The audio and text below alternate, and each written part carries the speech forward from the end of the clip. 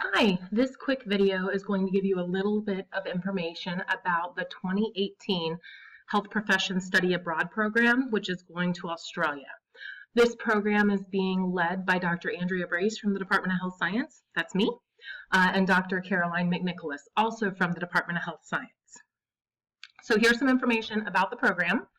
We will be going approximately December 27th through January 16th. There may be a day later going or a day earlier returning. The exact dates are not 100% set in stone, but it will be the end of December through the first 2 weeks or so of January. And we will be there approximately 18 days. That could be plus or minus a day.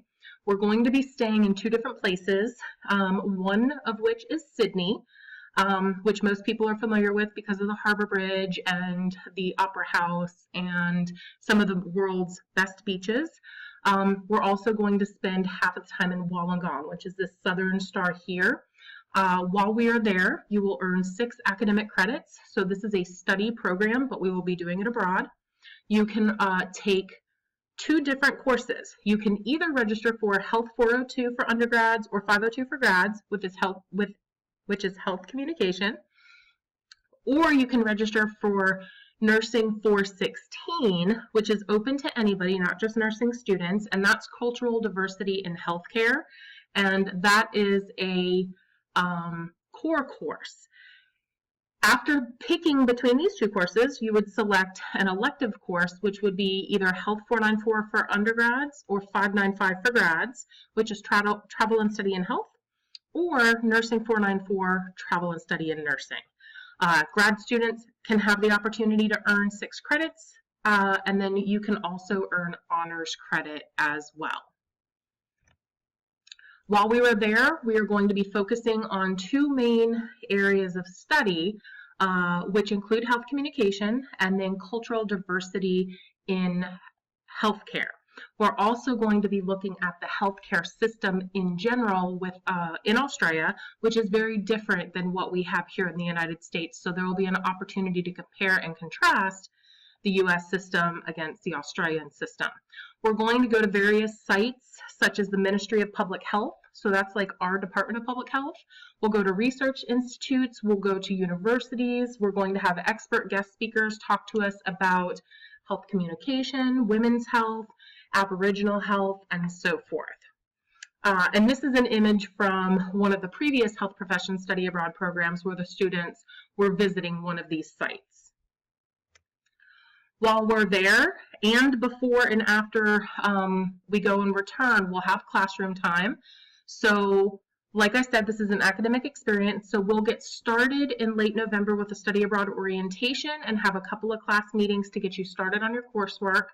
We'll have a few Towson-specific classroom opportunities in Australia where we'll talk about and reflect about what we've experienced. We'll also have those guest speakers come in and talk, and then we'll have a class visit when we return. We'll also have academic excursions, so going to the Cancer Council could be an option, going to an Aboriginal museum, a Workplace Health Association museum, things like that. There will be an opportunity to do service learning. In the past, we have done health education events in the community. Here we had a student from health science who worked in an immunization clinic, just helping observe and listen to what the patients experienced. In this situation, we went into a community and we were providing small little flyers that students designed that had information about proper oral health, and we passed out toothbrushes and gave demonstrations. And we've also done environmental excursions where we've simply cleaned up the environment. What the service learning will be in Australia for this upcoming trip has not been determined yet, but it will be based on what the community needs. So we'll have more information about that the closer we get. The food in Australia is variable. There's all sorts of things you can choose from. This is just a very, very small snapshot of what is available. Barbecues are popular in Australia, so meat, you could have sausages, steaks, things like that. Meat pies, which is pictured down here with chips or French fries. They have different kinds of desserts. We've got a lamington, which is here, which is a cake dipped in chocolate and covered in coconut. They also have pavlovas, which is like a meringue covered in fruit. Vegemite is big in Australia. And there are opportunities to eat vegetarian food. They have a significant influence from Asia with their cuisine since they're so close. So you can find different types of Chinese or Japanese or Indian food, Thai food, and you can find a lot of the standards you find in the United States as well. So there's a lot to choose from. We will be sure to build in time to explore so that you can go do things and explore on your own or in small groups. We want you to at least be with another student. That could include going to the beach, that could be the zoo, the opera house, that could be time if you choose to nap, whatever you decide, go shopping. But there's a lot to see and do when we're in Australia, so we're going to make sure that we have some time built into that schedule so that you can recharge. The program cost has not been determined yet, but keep checking the Study Abroad website for updates. That information will be there. The program cost will include all of your tuition and fees, and please remember you are getting 6 academic credits. It will include all of the program-specific activities in Australia, so half of that time being in Sydney and Wollongong, so that includes your hotel. The hotels have breakfast daily, so that includes your breakfast. When we go to a national park or a zoo or a research institute, all of that transportation to get to those sites is included, and all of the entry fees to get into those sites are included.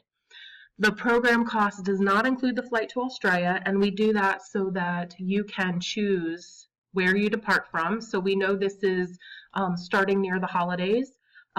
If you're back home in New Jersey and you want to fly out of JFK, you can do that. We're not going to require that you come down and depart from Baltimore. You also might be able to use frequent flyer miles to book a portion of your flight or all of your flight, and that could restrict which airline you can go on. So the flight's not included to give you all flexibility. We will have a designated flight that is available to you, and we'll share that information once we get closer to departure, but you're not required to be on that flight.